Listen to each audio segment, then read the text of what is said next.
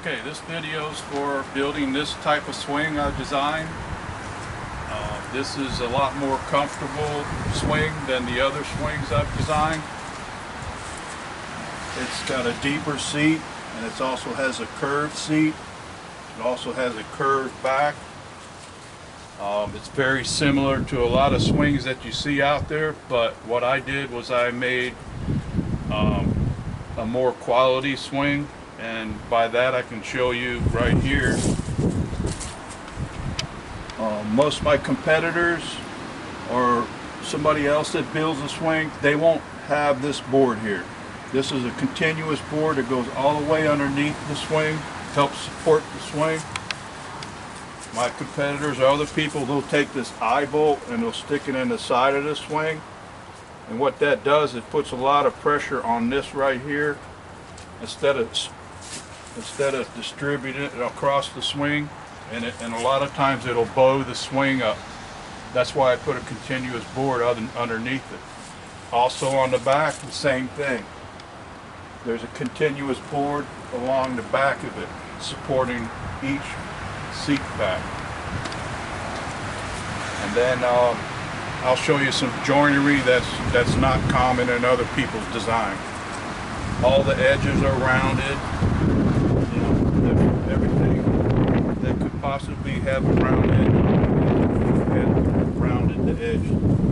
And I use stainless steel hardware when possible. The only thing that's not stainless steel are these eye bolts. But that's pretty much it on that, and let's walk inside and I'll show you how we're going to start. Okay, so before we get started here, this is what you'll download. I'll have a link to inside the video, a link to where you can purchase these plans. They'll download to your computer and you can print it out on a standard printer. These plans come with step-by-step instructions. However, they're very brief. That's why I'm making this video, because it's more detailed step-by-step instructions. It's easier for you to understand. It comes with detailed part pages, assembly drawings, how everything is assembled together, various different detailed pages. You know, has everything you need. Also, what you'll do is you'll download this full-scale pattern. Okay. Now, obviously, you can't print this on your standard printer. You'll have to have a large printer. So, what I would recommend, just take the file to Office Depot or Staples or anybody that has a large document printer, Postal Annex, I think, and they'll print this out for you. All the parts that need to have a certain shape are on this pattern page. There's other parts that are not on the pattern page. For example, the slats. That's not a pattern. It's just a straight board. There's no need to have a pattern for that. But anything that you need to have a pattern for is on this pattern sheet. Okay.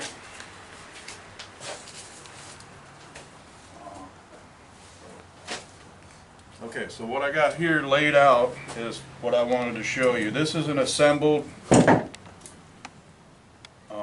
seat support and seat back. As you can see, it's uniform. It looks like one piece when you get done with it. This is something, like I told you, my competitors won't do. If there is one out there, I haven't found one yet. But instead of doing this design, they'll just take and bolt the pieces together like that, and then that's what they'll come up with. I did it like this for two reasons. It looks better, and it's a quality joint. These both are locked together. and they're bolted too, so it's a quality joint. I'm just going through the basic parts of the swing, and then you have your arm, obviously, and then while we're talking about this, the video, there will be a lot of things that are different on the video than that are on the plans, and the reason I say that is because it's true. For example, this arm on the plans, it tells you to use a 2x6 and plane it down to, I think, 1.25 inches. I found it's more applicable for somebody to purchase this lumber without having to use a planer or buy a planer. So I've made this out of lumber that you can buy easily at the lumber store.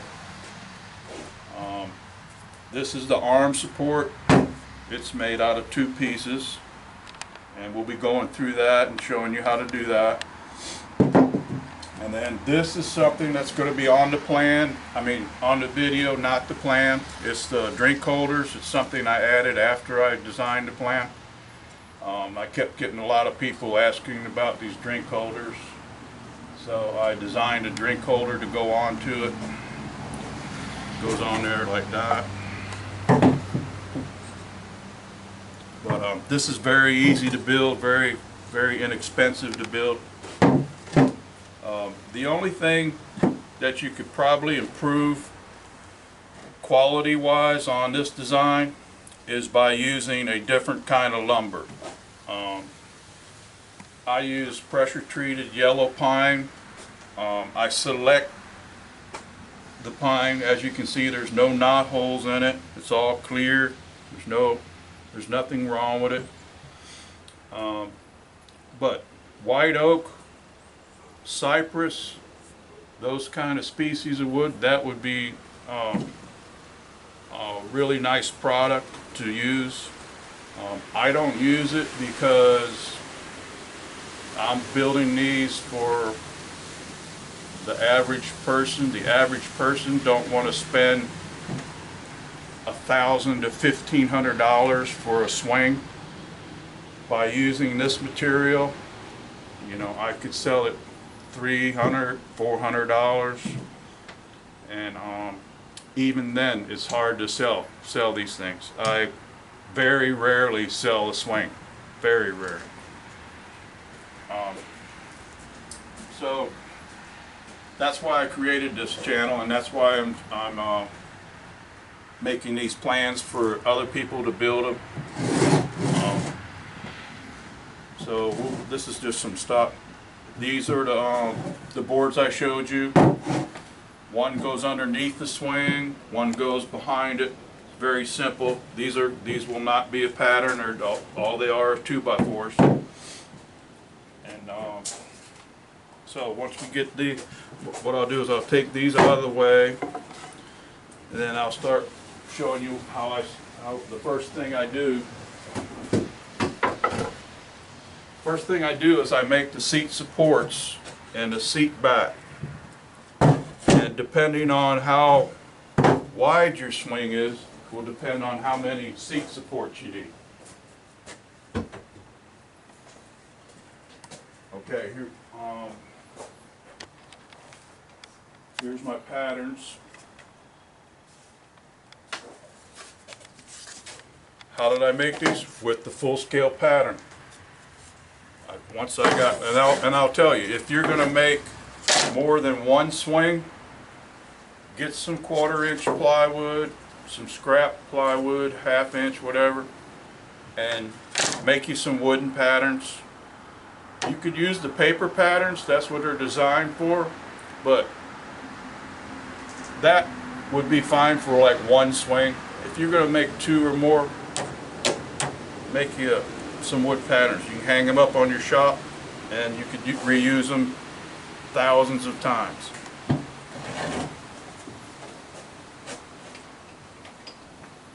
Okay. So what I do is I'll take these on here like that, and I'll trace out everything. You need one for the back and one for the seat support.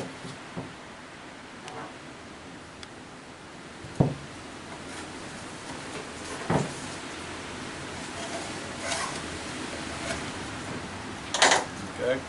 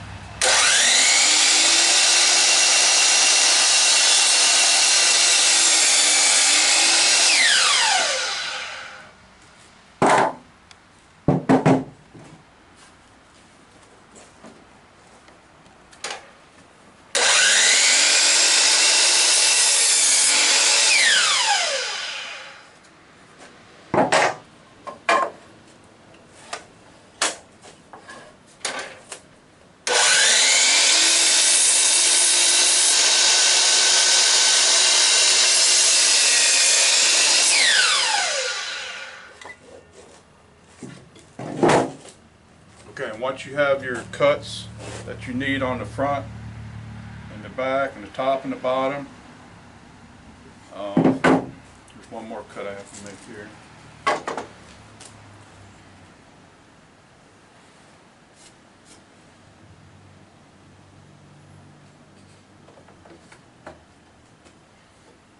And all these angles and cuts, they'll be explained in the drawings on which angle to set your saw.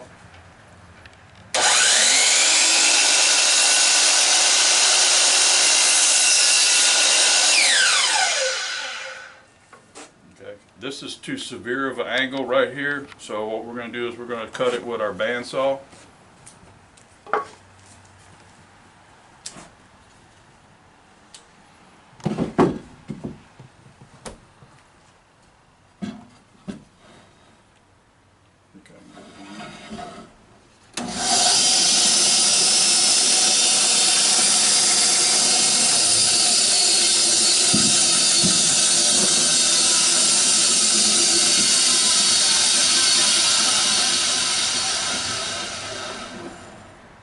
I had that up higher.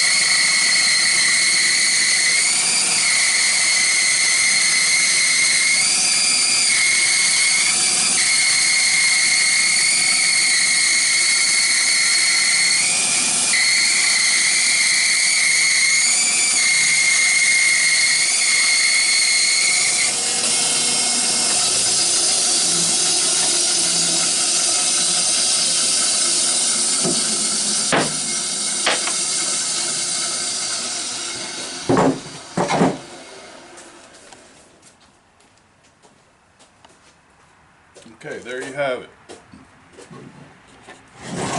Next thing we got to do is we're going to remove half of this material and half that material. So when we put them together,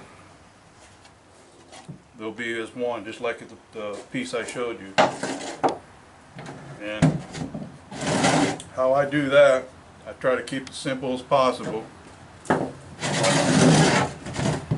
just lay them on there like that, and I'll flush this up and flush this up, and I'll make me a mark right here, and then I'll do the same on this one.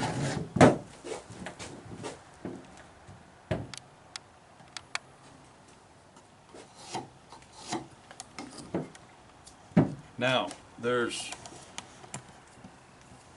I can think of off the top of my head 3 different ways to make this cut. Okay? One of them is using a circular saw. Taking it, setting your depth. This is the most primitive way. Set your saw depth to half the thickness, and then simply take and cut up to your line, making several cuts and then chipping out the material. That's what I did when I first started this. A lot of these tools in here you don't even need to have actually, but they make it a lot easier. The second way to do it would be to use this saw, doing the same thing. You would take and set your angle and then run your saw through here and keep moving the board over and making several passes. My way, and the way I always will use, is table saw. What I do is I'll take and put my tool here, and you have to set your tool to the right angle so that when you're cutting this angle, see how that's the same angle? And what you'll do is you run that through several times, and I'll do that here in just a minute. I'm just showing you right now. But I liked it this way because I do this so often. I keep this blade in here set at the perfect height, and as you can see, it's a double blade, so it cuts out more thickness. It removes more material than a single blade would. And I'm fortunate enough to have 2 table saws, so I use that one for ripping, and then I use this one specifically for making this joint. Okay, so what we're going to do, we got our seat back, our seat support. We're going to make our half lap joint, and I will tell you, first of all, it's real critical that the height on this is exactly half the thickness.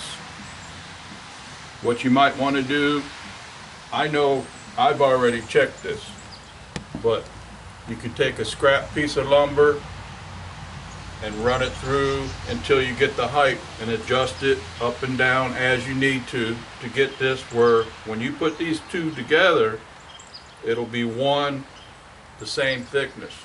And that'll take a little bit of doing when you do that, but that's real critical to making these fit together. They're called a half lap joint for one reason. You take half of the material out of each of them, put it together, and it'll be the same thickness of the board. Another thing is you want to set this on 75 degree. That's something that's not in the plan.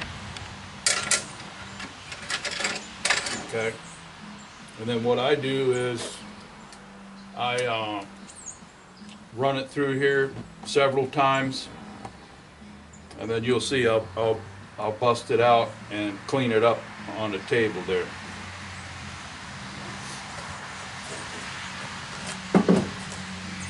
Oh, one more thing, the line we had made, you also want to put a line here,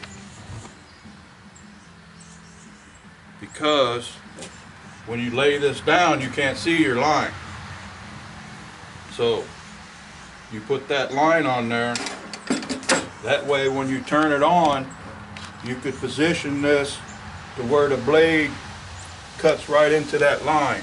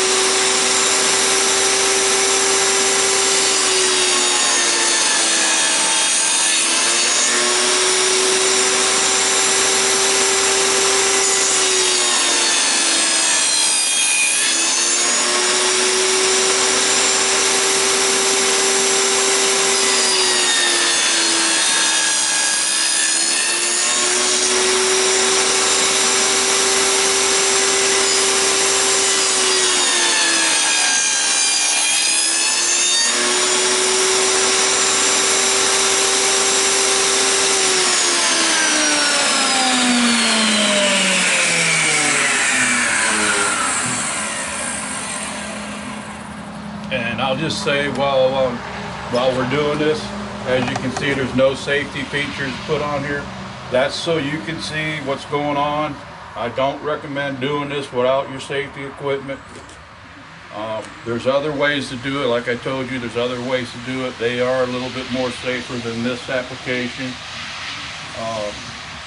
I will tell you that this right here, when you put this board in here, you want to hold on to this extremely tight. You don't want it loose or banging around while you're trying to run it through there. Otherwise, this will fly off and hit you in the face or something.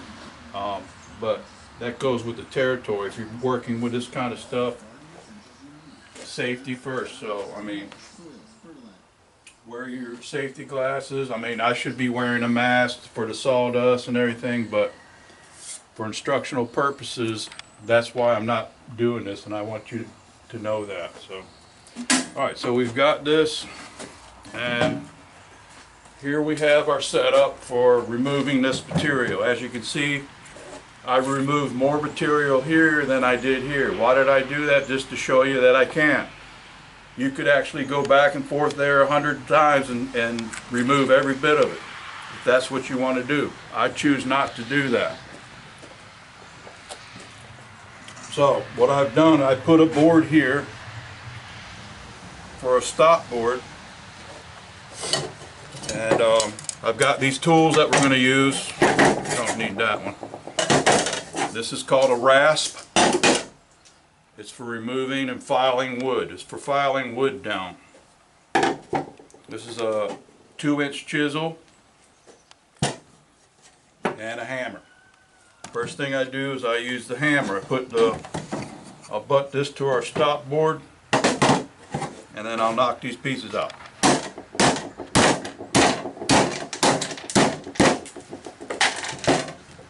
Okay. Then after I get most of that knocked out, I'll take the second step. I'll use the chisel.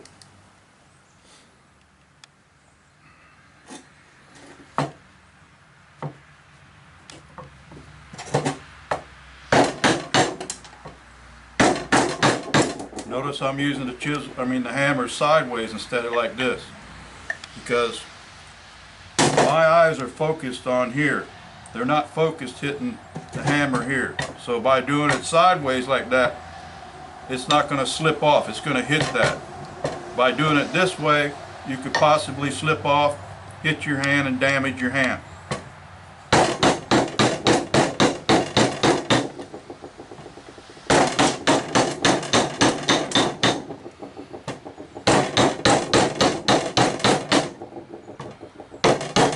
Try to get most of this done with the chisel.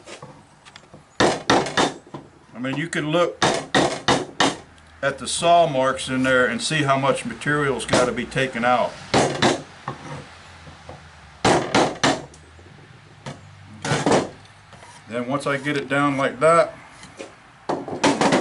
number 3, our rasp. Rasps only take material out one way, that way. Pulling back on it and pushing down doesn't do anything. Okay. Here's another thing. I know that this is 3/4 of an inch. I made my stop board 5/8 of an inch. That way, when I'm using my rasp, it doesn't hit this board.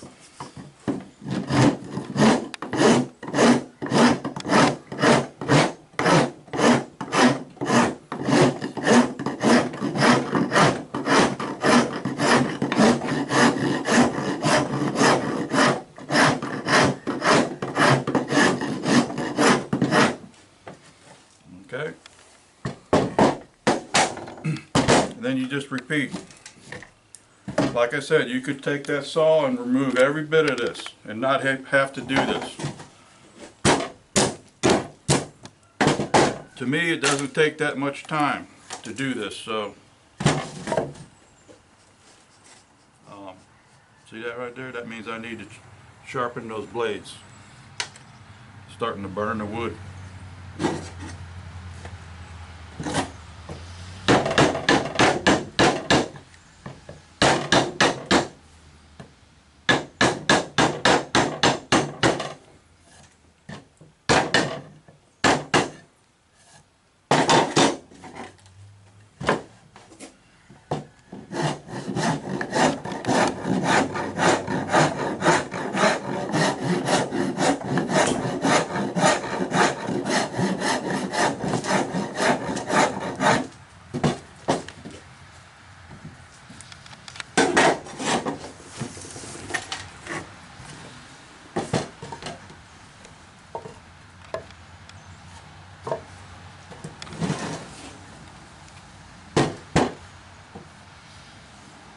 Okay.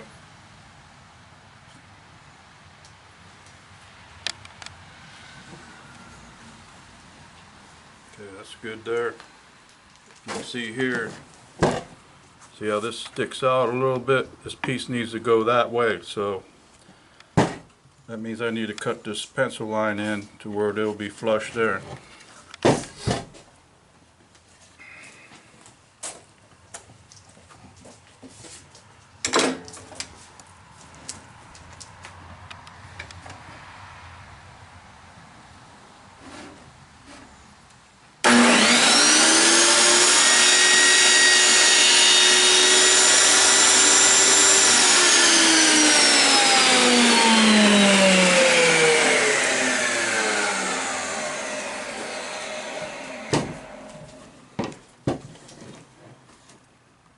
There we go.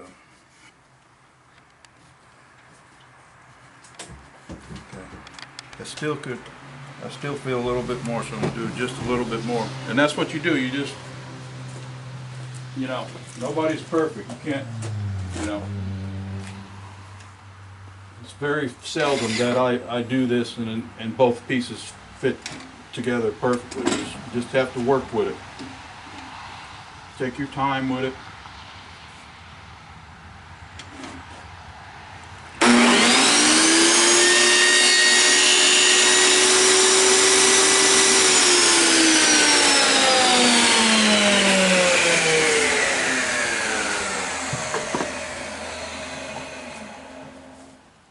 Okay, that's perfect.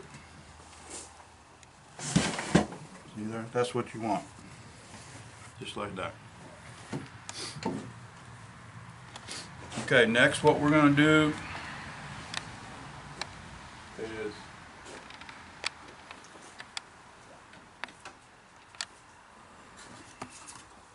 we're going to use our pattern, which shows where the bolt holes go, and we're going to drill our holes for that. Okay, so what we're going to do is we're going to assemble these together. Now what I've learned is, and what works for me,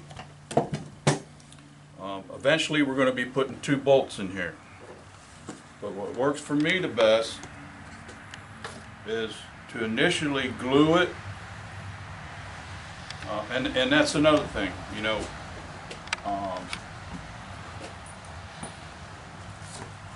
A lot of my people in my industry, the carpenters, they feel if you make a joint like that and put 2 bolts in it, that's fine. What I disagree about that is I like to use this, because what this does is it takes that joint and it seals it with the glue. And since this is going to be an outdoor product, you're going to have water and moisture getting inside these joints, and by having this water resistant glue, waterproof glue, it eliminates water. And that's what you want to do on any joint, any outdoor product. You want to eliminate moisture getting into the joint.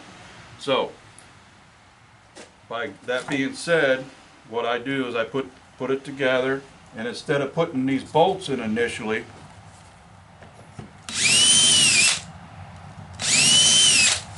I'll pre-drill it for 2 screws.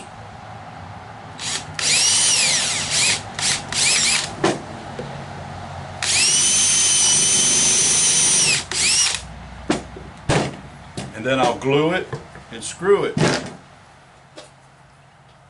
And then, and another reason why I screw it before I put the bolts in is if you tried to glue this and tried to hold it and drill the holes and put the bolts in, believe me, it's very aggravating. It's so much easier to do it this way. Just glue it and screw it together, and then come back the next day, take the screws out, and then drill the holes and put the bolts in. So much easier. And notice I'm putting glue on all the surfaces.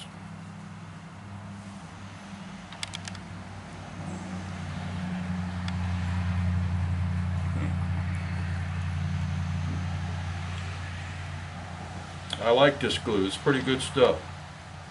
The only thing better than this would be in a two-part of marine epoxy. And there you'll be getting into a lot of mess, a lot of expense. This stuff's fairly inexpensive. See how I'm gluing all the joints that touch each other.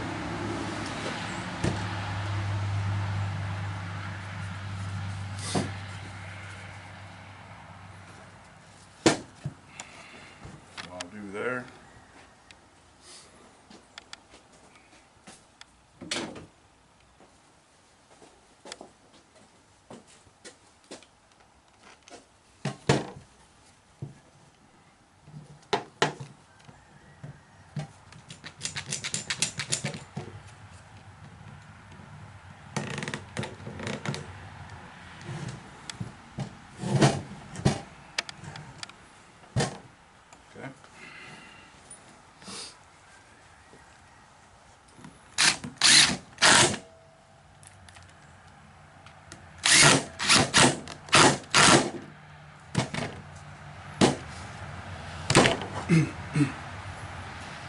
Now, what I will tell you is you take a wet rag, wipe all this glue off, because if you're going to stain this wood, if you leave this glue on here, when you go to sand it down and put your stain on it, this glue won't let the stain accept there, and you'll be able to see everywhere that glue was left on there.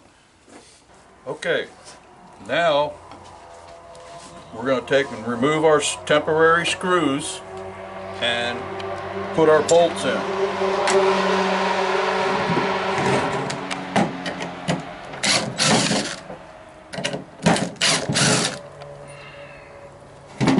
Take our 1/4-inch bit.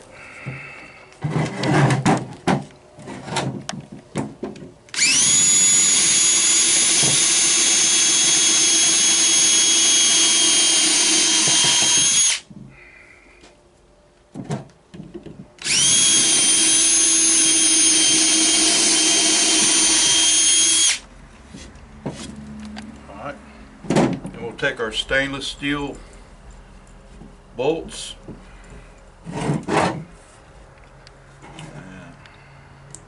put them in.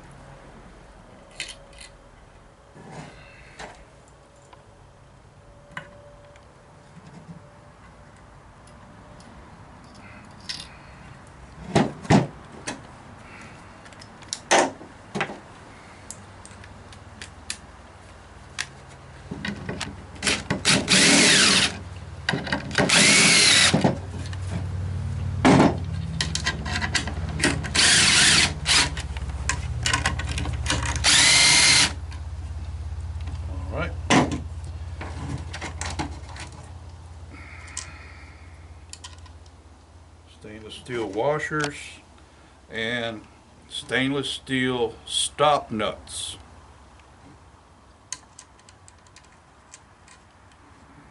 Why do they call them stop nuts? Because after you tighten them up, that's where they stop, and that's where they'll always be, whatever you put them on.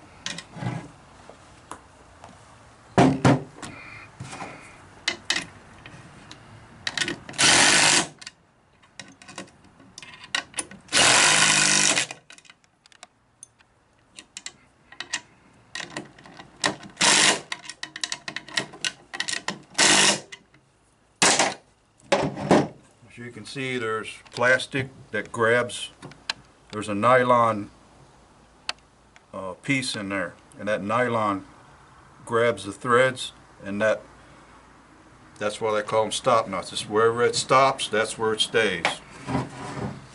And you'll do that. Alright, this one's ready to be assembled. What you'll do is however many if you're gonna do a 4-foot swing, you make 3 of these. If you're doing a 5-foot or 6-foot swing, you make 4 of these. Okay, so that's done.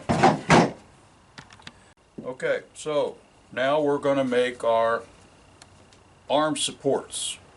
You're going to make 2 of these, one for each side, a left and a right. And the plans will have these patterns. You take and place this on your lumber and just scribe around it.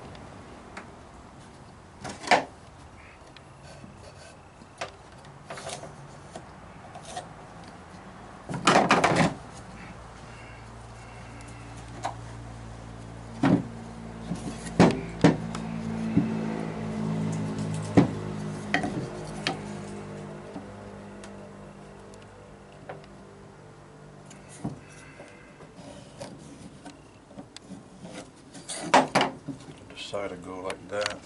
Go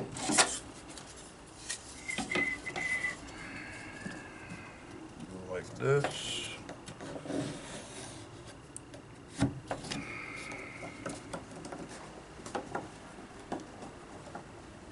That's for our 1/4-inch holes.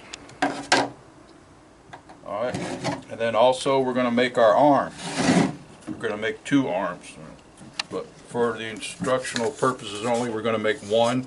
Obviously you're going to make 2 when you make the swing. And what I do is now here's something that's different. I'm going to do different than what's on the plans. The plans call for making this out of a 2x6.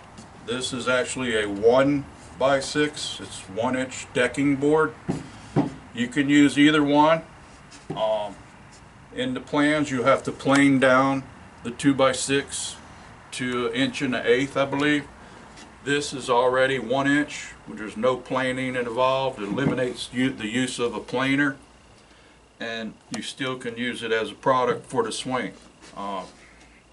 So again, you don't use any junk wood. This is a nice piece of lumber. There's no knots or defects in it. And I always put the bark side, the outside of the tree, up on top. It will be the top of your arm.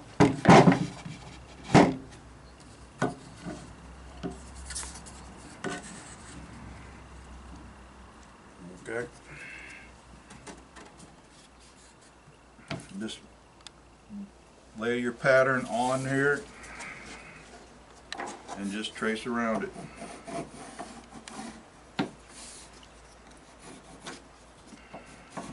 Now the patterns that come with the plans, you'll print out on your printer. Obviously they're going to be made out of paper, but as you can see, I made this out of, I took the paper and made this 1/4-inch piece of plywood my pattern, because I make multiple swings. If you're just making one swing, you can just use that paper pattern. Whoop. Alrighty then. So that's the hole for our swing chain. The chain is going to go through the arm. Okay, after that, what we'll do is we'll cut this here, and then we'll cut it on our bandsaw.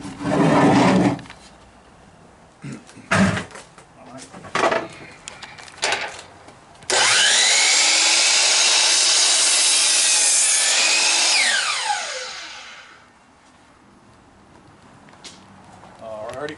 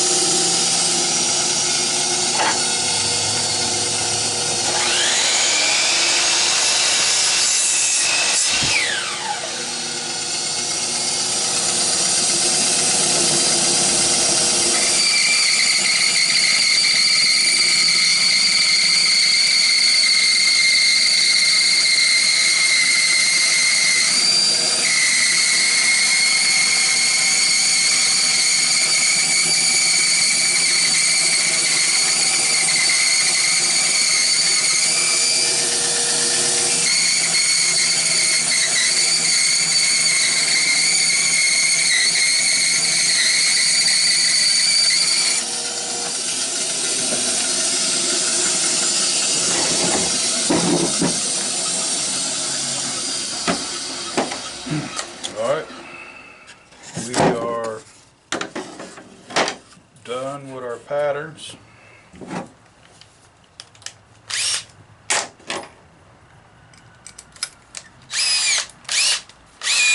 This hole here is a 1-inch hole. Since our pencil broke, we'll put this on here.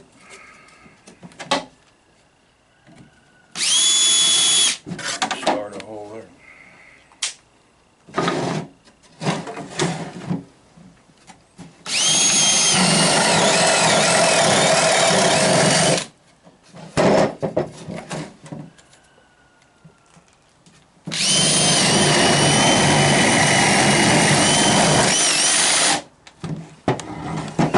Okay.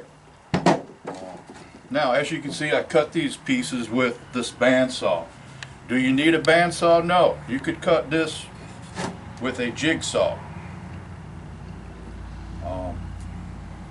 It'd be a little bit harder to do, but it's possible.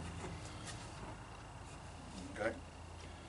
So now, what we want to do is sand these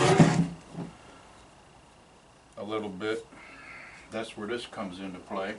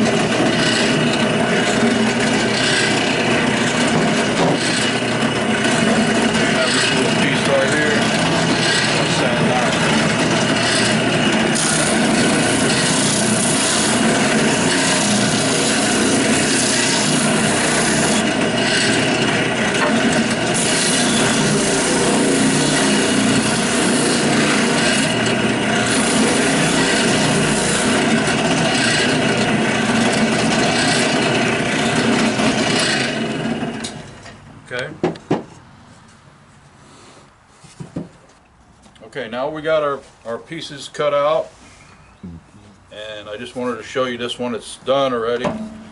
As you can see, it's rounded, has rounded edges all on it, except for right here. Okay. Okay, the edge comes up and it stops right here. So what I'm going to do is I'm going to mark this, so when I router it, I know not to go all the way up here. I'm just going to mark it like so with my broken pencil.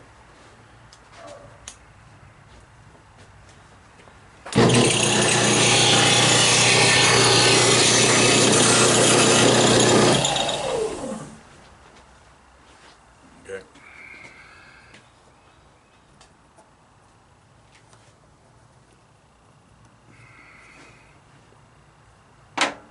This is a 3/8 inch browned over radius bit, whatever you want to call it.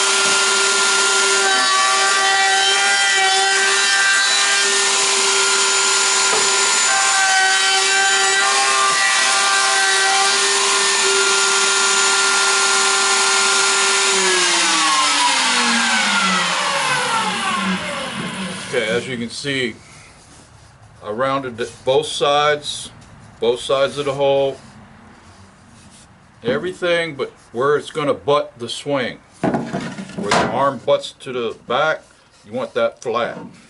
So we stopped there and we stopped there. Okay. Now, what we're going to do, as you can see, I didn't router this all the way. What we're going to do is we're going to assemble this, and then after it's assembled, we're going to router it, the rest of this. Okay, so now we're going to assemble our arm support. Goes on like that. Make this flush here. What I do is I pre-drill with a 1/8 inch bit.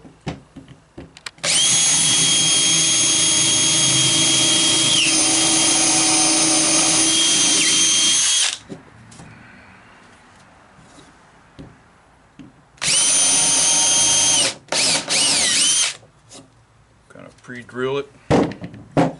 Gets 2 screws, one here and then one on the other side.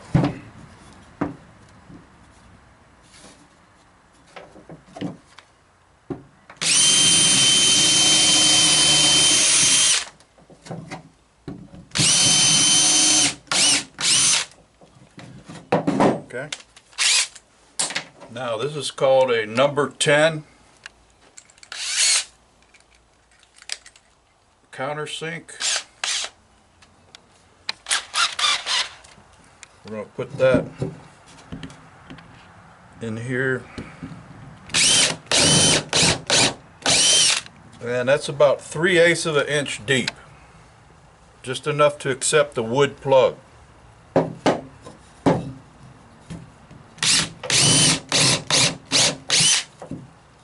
Okay.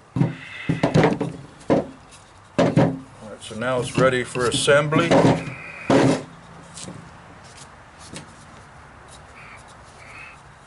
Once again, we're using this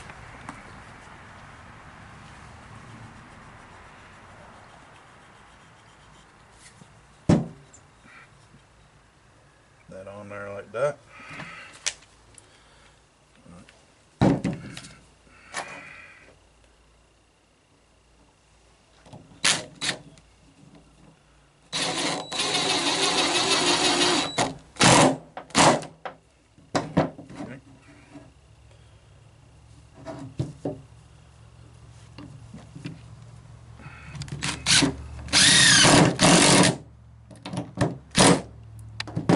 Okay, now we want to get rid of that. If you're going to be painting your swing, you don't need to worry about wiping the glue off. But if you're going to stain it, you need to wipe the glue off with some water or spit. Because if you don't, when you go to stain it, you'll see this glue streak. And it won't accept, the glue won't allow the stain to penetrate the wood.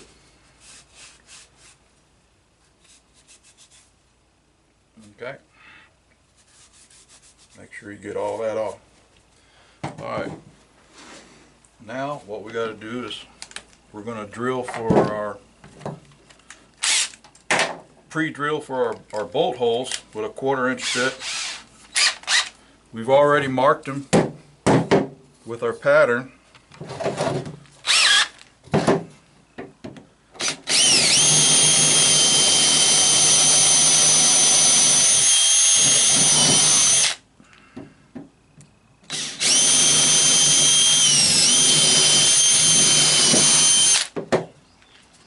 Okay. Now, that's ready to go. All we have to do is run it on the router these edges. Now, these are what I'm using.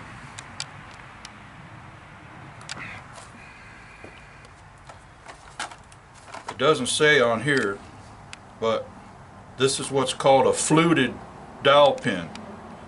There's tiny grooves in here to accept the glue. When I first started using these, I didn't use the fluted ones, and this was smooth. It was just a smooth, and there was nothing for the glue to stick to, and a lot of the pins were falling out. So, you know, it was a learning experience for me.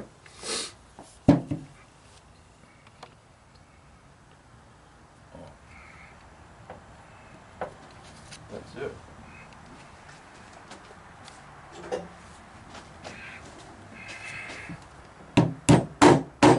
Alright, we just tap that in there, and then after it dries 24 hours, I'll come by and I'll cut that off with the bandsaw.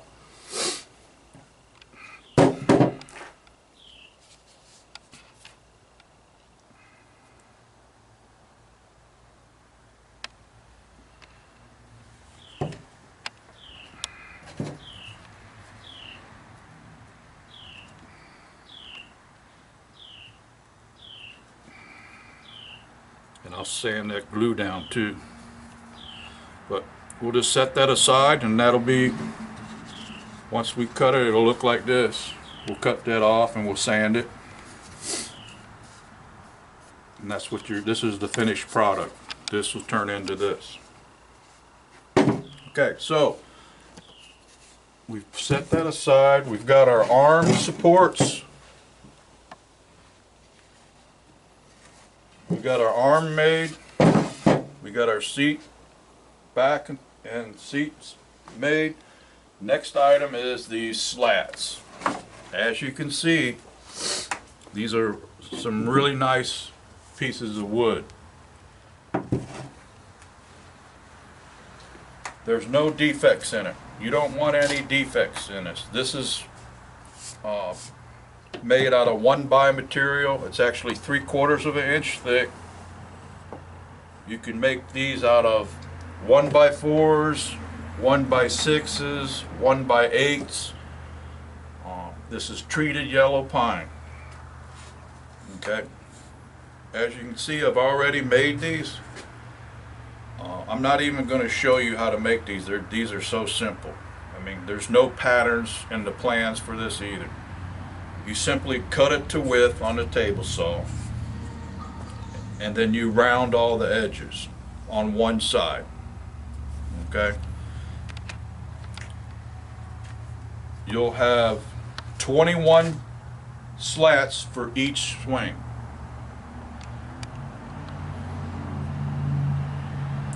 Depending on the size of swing you're going to make, this is a 4-foot.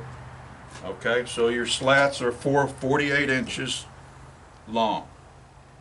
You'll have 3 slats